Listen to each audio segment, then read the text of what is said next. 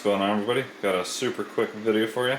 So I ran the J7 against the Roborock S7 again while I was at work, this time in the daylight, and this time I removed the cord and they both finished.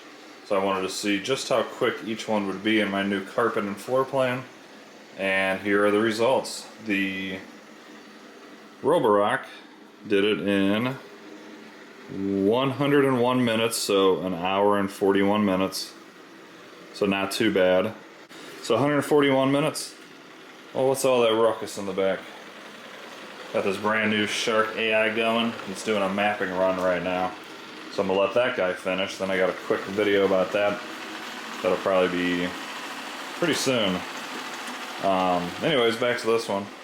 So I did an hour and 41 minutes.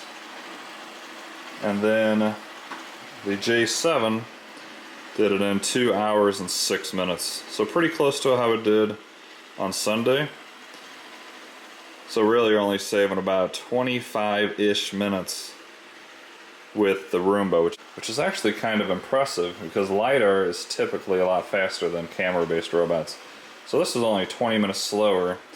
However, keep in mind this has the 6800 milliamp hour battery in it. And that's the only way it can achieve that quick of a run. So once again, these two robots are very good and they're each in their own way.